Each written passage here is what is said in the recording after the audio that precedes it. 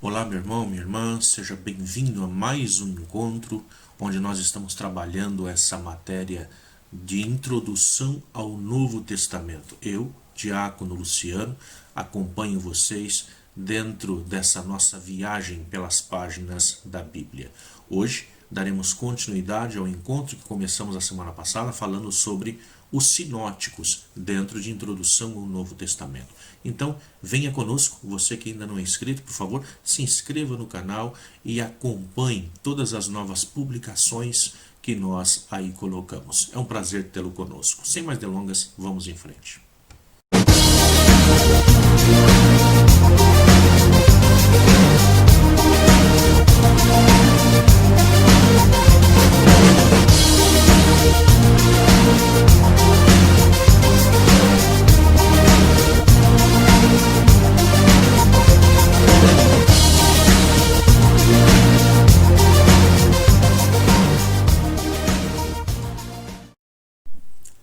Muito bem, só refrescando um pouco nossa memória então, no encontro passado nós começamos a falar sobre os evangelhos sinóticos, né?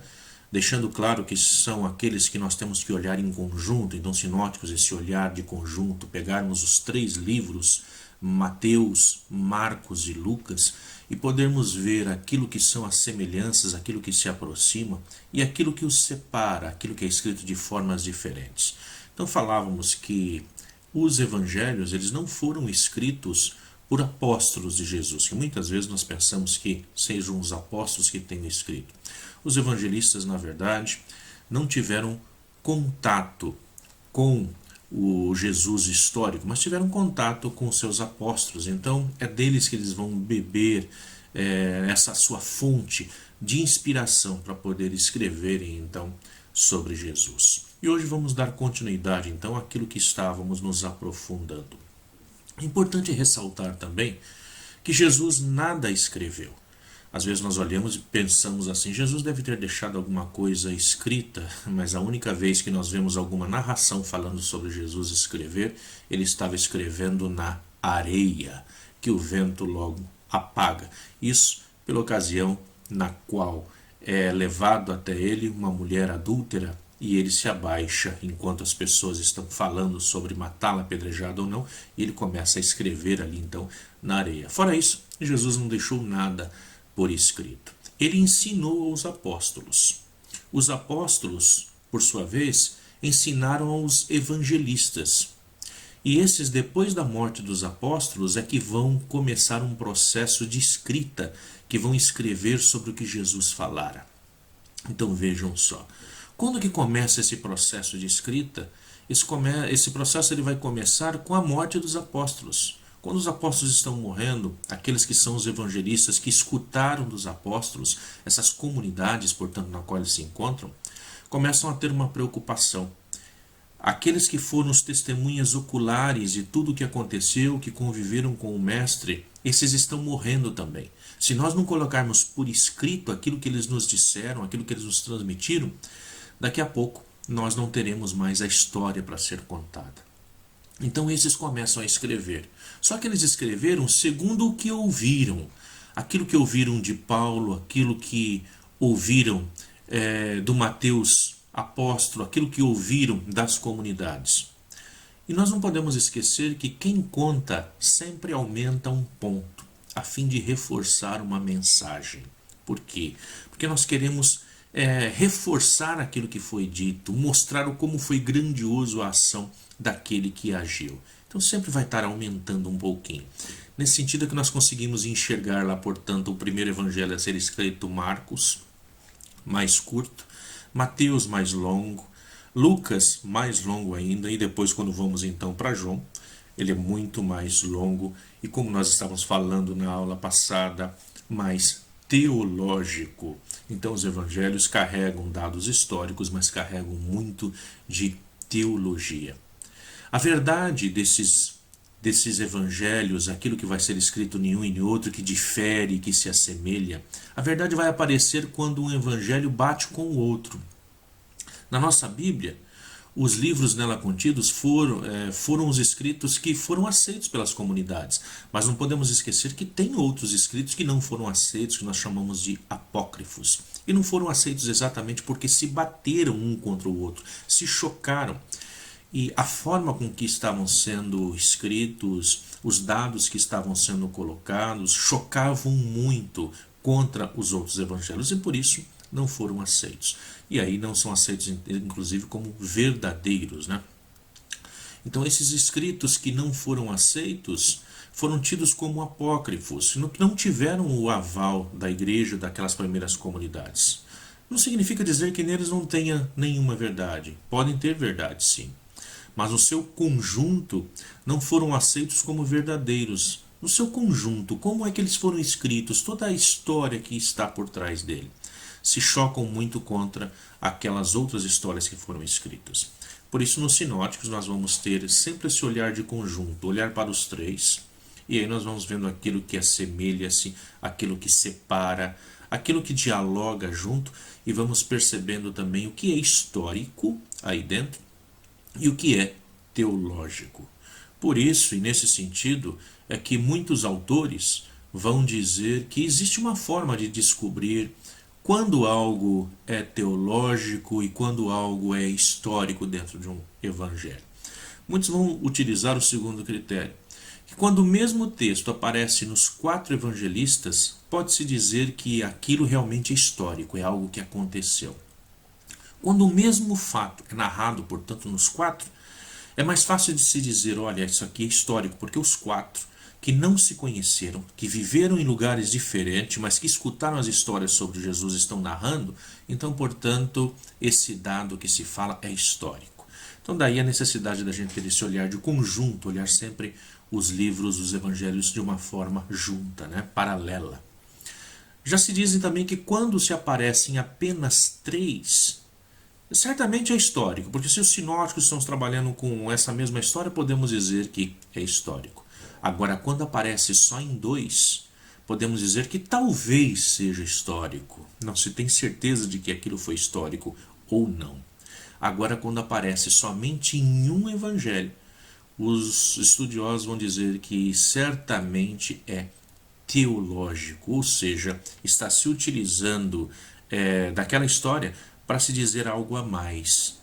Então, o que realmente vale, o que realmente está nos nossos olhos é aquilo que está por trás do fato contado, o que está por trás do fato narrado, que é o mais importante para ser olhado, então, nesse instante. Algo que nós não podemos esquecer: os evangelistas, aqueles que escreveram, eles não estavam escrevendo para nós.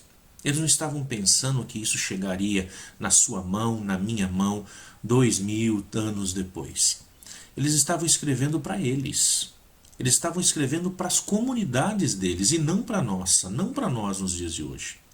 Nós temos que estudar e que entender e conhecer a realidade deles para que nós possamos dessa forma trazer para a nossa realidade qual a intenção, qual a verdade que se aplica em nosso tempo sobre aquela realidade, sobre aquela história que foi contada. É necessário, portanto, entender ou chegar próximo, né, da intenção do autor. Nela, descobrir a verdade. E isso não é fácil. Para isso, nós precisamos usar óculos semitas, como eu costumo sempre dizer. Precisamos mergulhar no universo semita, no universo judaico, daqueles que escreveram a palavra de Deus. Porque, embora todo o Novo Testamento tenha sido inscrito realmente em grego, mas a mentalidade é uma mentalidade hebraica. Então, para isso, nós temos que mergulhar dentro dessa história, para que possamos compreender. Qual é o fato histórico que nós temos dentro do nosso Evangelho? Qual o grande fato histórico? O grande fato histórico é que Jesus morreu. Bom, e morreu de que forma? Morreu crucificado. Então, a partir daí, é que se começa a criar a história de Jesus, olhando-se para o passado.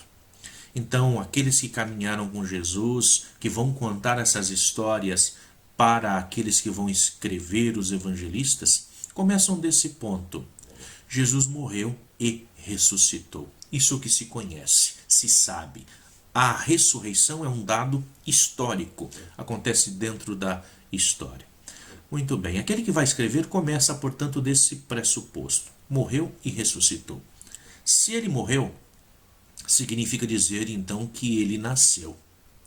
Se ele nasceu e morreu, então ele viveu. Significa que ele teve uma história. E aí nós temos que ir atrás então dessa história. Aquele que vai escrever tem que ir atrás dessa história. Conhecer como que é a vida, portanto, de um judeu. Se eu não conheço a vida de Jesus, mas eu posso conhecer a vida de alguém que participa da mesma cultura, do mesmo trabalho. Como é que eles vivem? Como é que uma criança é educada? Então, se ele viveu, então ele comeu. Se comeu, o que é que eles comem? Como é que eles comem? Então, se ele ceava, jantava, almoçava, a refeição é histórica. Tudo isso são dados históricos. E com a morte de Jesus surgem, então, muitas incertezas. E aí, então, surge a necessidade de conhecer a sua história. Jesus, nós podemos dizer que hoje ele é muito mais conhecido para nós do que isso no seu próprio tempo. Ele foi pouco conhecido em seu tempo. Ele só conseguiu passar a mensagem para 12 apóstolos. Foi aqueles que ele escolheu. As grandes expansões desse conhecimento foram feitas não por ele, mas por Paulo. É Paulo o responsável de levar toda essa mensagem de Jesus que ficou restrita a, podemos dizer ali, o núcleo de 3 lugares, 3 regiões em Israel: Galileia, Samaria e Judeia. Então Jesus, toda a sua mensagem se reduz a essas 3 regiões. Paulo é que depois vai conseguir levar toda essa mensagem para todo mundo conhecido na época. Então, o escritor vai partir para escrever a história de Jesus desse pressuposto de que ele ressuscitou. Se ressuscitou porque morreu, se morreu, nasceu e teve uma história. Então, a partir dali, vai se contar essa história desse Jesus. No momento da crucificação de Jesus, quantas pessoas estavam crucificadas com ele? Nós costumamos a dizer 2 pessoas foram crucificadas com Jesus. Eu tenho aqui na minha mão um livro do historiador Flávio Josefo, da época de Jesus, pouco tempo depois, né, de Jesus ele nasceu, e é Flávio Josefo, História dos Hebreus. É esse pequeno livro aqui. Costumo dizer que é um livrinho de cabeceira, né? Um livro que serve até como travesseiro para acomodar a nossa cabeça de noite. Segundo essa obra de Flávio Josefo, aceita por todos os historiadores, 2.000 pessoas morreram no mesmo dia em que Jesus morreu. Não 2 pessoas, mas 2.000 pessoas. Porque a crucificação, na época, era uma forma de o Império Romano também demonstrar o seu poder e manter as rebeliões sob controle a partir do medo.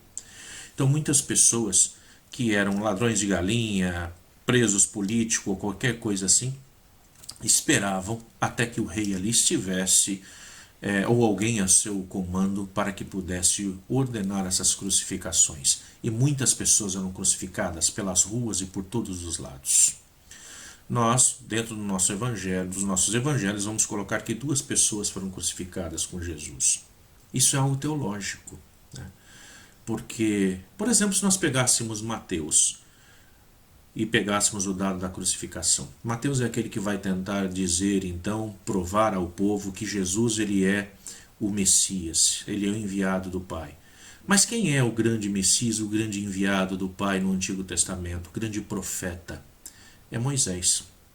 E Moisés, no momento da batalha contra as grandes nações, ele vai ser aquele que num determinado momento, quando o povo está guerreando, ele vai ter sempre do seu lado direito alguém que é o chefe dos exércitos e alguém que é o sacerdote. Então, isso vai dizer assim, nós precisamos ter alguém do lado, 2 pessoas, uma à direita e uma à esquerda, que é para dizer que Jesus é o rei. Quem que o rei vai ter do seu lado? O rei vai ter o chefe dos exércitos e vai ter o chefe religioso. Assim também já se prefigurava quando Jesus estava no Monte Tabor e se transfigura. Vai aparecer diante de Jesus também ali, naquele instante, vai aparecer Moisés e Elias. Portanto, aquele que sanciona, aquele que prova Jesus está na Torá, e aquele que vai dizer Jesus está nos profetas. Então sempre duas pessoas ao lado. Na batalha também, então lá em que Moisés está o povo lutando contra os filisteus, Moisés vai ter duas pessoas que seguram seus braços, para que enquanto seus braços estão levantados, o povo de Israel possa ganhar a batalha. Esses dois representam, portanto, também aí o chefe dos exércitos e o chefe religioso. Por isso nós vamos colocar Jesus como um rei, e se ele está crucificado, um rei tem que ter alguém à sua direita e alguém à sua esquerda. É algo teológico que se apresenta, portanto, também aí no nosso evangelho.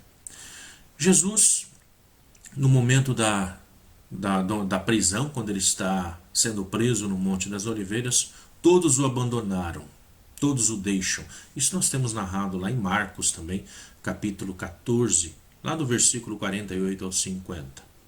Algumas mulheres acompanhavam de longe, também lá em Marcos 15, 40, quando ele está sendo carregado para a prisão. José de Arimateia, quando Jesus falece, quando Jesus morre, José de Arimateia reclama o corpo. Ele vai e pede o corpo. Só que o que é que entregam para José? É o corpo? Vejam só, o que entregam é um cadáver. Confira lá na sua Bíblia, no capítulo 15 de Marcos, versículo 42, 45.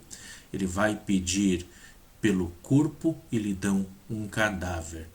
Repare que José pede o corpo, que nós vamos dizer soma. E Pilatos entrega o pitoma, que é o cadáver, isso no grego. Então Pilatos, segundo a narrativa de Marcos, capítulo 15, versículo 44, ele nem sabia que Jesus já tinha morrido. E ele entrega um cadáver e não o corpo. O corpo que não é identificado. Então vejam só, todas essas dificuldades vai ter aquele que está narrando sobre a vida de Jesus. Então é a partir de um cadáver que foi entregue que se desenvolveu toda a história sobre a ressurreição. Não estou dizendo aqui que a ressurreição não existiu. A ressurreição é um dado histórico, nós vamos nos aprofundar nisso. Estando desfigurado pela coroa de espinhos e pelas aves de rapina, é que se faz necessário a placa de identificação sobre a cabeça de Jesus. Então imaginem vocês, na cruz, temos lá escrito INRI. Então é a identificação de que ali está Jesus, o rei dos judeus, como assim havia sido nomeado por Pilatos. Imaginem vocês, uma vez que todos os cadáveres são retirados da cruz, a identificação ficou acima da cruz. Ninguém mais pode ser identificado. Quando falam do lugar onde foi depositado o cadáver, com o passar do tempo, há uma identificação melhorada também. Então, assim como a questão do cadáver, do corpo, também o lugar em que Jesus é colocado. Quando nós pegamos em Marcos, Marcos vai descrever como cova. Jesus foi colocado, foi tirado da cruz e colocado numa cova. Aquele corpo que supostamente possa ser o de Jesus, porque já não tinha identificação mais, não se sabia qual era, foi colocado numa cova. Quando Mateus vai escrever sobre isso, ele não utiliza a palavra cova, ele utiliza túmulo. E João, quando vai descrever, vai dizer que Jesus foi colocado num mausoléu. Vejam, então nós vamos tendo uma distinção. Conforme mais passa o tempo, mais vai se sabendo, se conhecendo, vai se aumentando também, como nós dissemos antes, um pequeno dado sobre Jesus. Para quê? Para confirmar a grandiosidade do fato em que ocorreu e que realmente ocorreu. Hoje, nós não chamamos mais o lugar em que Jesus foi colocado de cova, não chamamos mais de túmulo e não chamamos mais de mausoléu. Qual é o nome que nós damos hoje ao lugar em que Jesus foi sepultado? Sim, esse mesmo. Hoje nós chamamos de Santo Sepulcro. Então vejam só, dentro da história, nós vamos aumentando, vamos dando um sentido maior a essa nomenclatura. Esse sentido é dado a partir da fé. Então o fato Jesus só se dá pela fé e não pela comprovação. Não dá para se comprovar isso. O próprio Jesus, ele não queria essa comprovação. Então não se tem prova concreta de nada. É complicado a gente falar sobre isso, né? Mas vejam só, se nós provarmos a fé, ela deixa de existir. Provado, verificado, é imposição do fato. Então, pegando o fenômeno Jesus, assim como nós pegamos Deus, nosso Deus, ele não se impõe, ele não nos obriga a crer. Crer depende de cada um de nós, o como nós olhamos para isso. Por isso, também o fato Jesus, o fenômeno Jesus, não é algo que tem que ser provado como imposição. Jesus nunca quis provar que ele era filho de Deus. Ele disse, mas não provou. Quando dizem a ele, desce da cruz, o que ele fez? Ele não desceu. Ele nunca quis provar, ele mostrou que é. E pela fé é que nós podemos crer ou não. Nós não somos obrigados a crer. Isso que é bonito também na apresentação de nosso Deus à humanidade, né? Ele não se impõe, ele se revela, ele se dá a conhecer. Segui-lo ou não, crer nele ou não, depende de um ato de fé de cada um de nós. Mas isso não significa que se nós não acreditarmos, ele também deixa de acreditar em nós. Ele continua a acreditar em nós. Vejam. Então não temos provas concretas, nem se o corpo era aquele e se o túmulo era aquele. Cada um tem que descobri-lo por si próprio. Você tem que descobrir o Cristo ressuscitado. Cada um de nós temos que descobrir esse Cristo ressuscitado. As mulheres que vão ao túmulo logo pela manhã veem não a Jesus, mas veem a um anjo. E esse lhes diz a elas que o encontrarão em outro lugar. Ele os precederá na Galileia.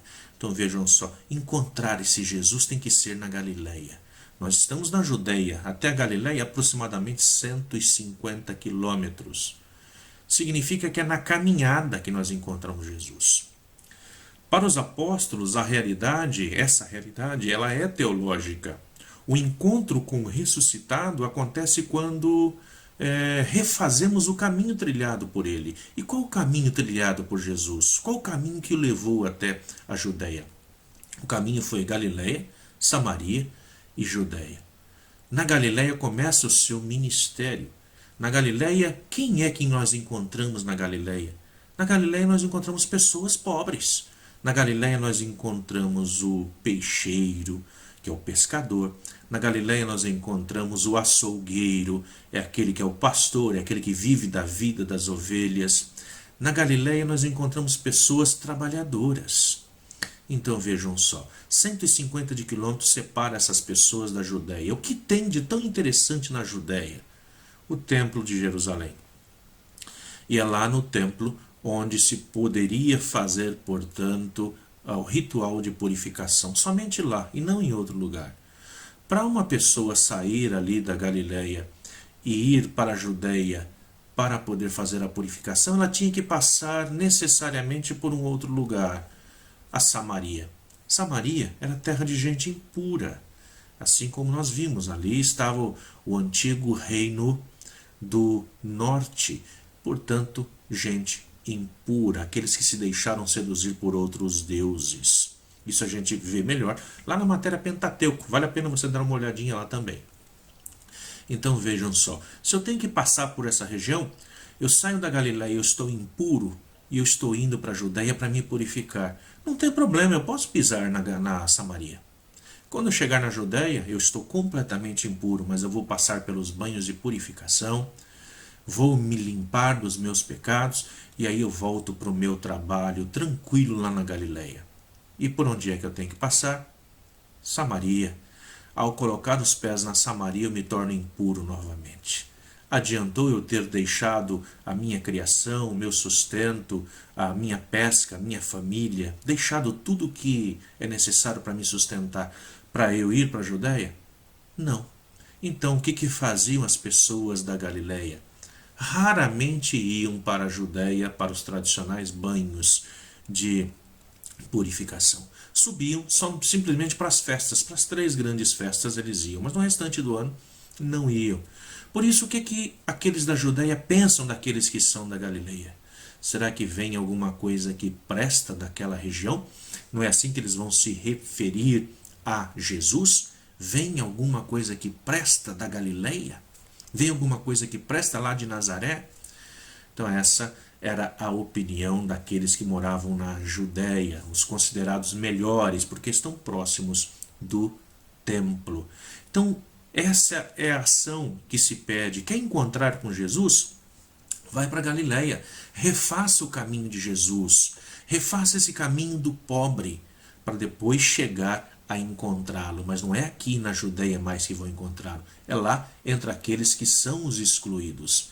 Isso é o que Lucas vai chamar de teologia do caminho dos excluídos.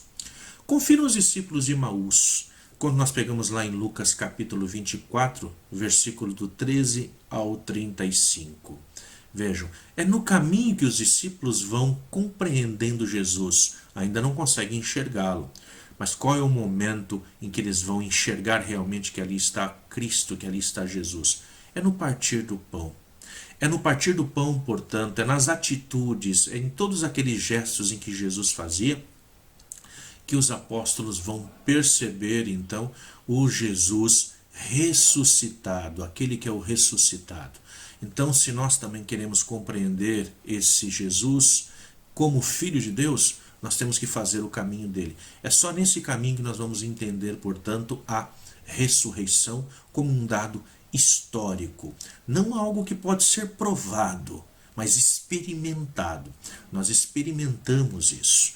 E isso se dá a partir da nossa fé. A fé não pode ser imposta e nem provada. Uma vez que nós provamos algo, nós não precisamos mais da fé, porque já temos a prova daquilo que foi visto, daquilo que foi vivido. Acreditar no Cristo depende, portanto, do nosso olhar de fé. E é a partir daí que no nosso próximo encontro nós vamos estar falando desse olhar de fé, a partir do Evangelho de Marcos. O que Marcos tem para nos trazer, o que Marcos tem para nos mostrar sobre esse Jesus? Qual que era a mentalidade da comunidade? Qual que era o problema que a comunidade estava vivendo? Qual era essa comunidade? E é a partir daí que eu espero você no nosso próximo encontro. Fique com Deus e até a próxima.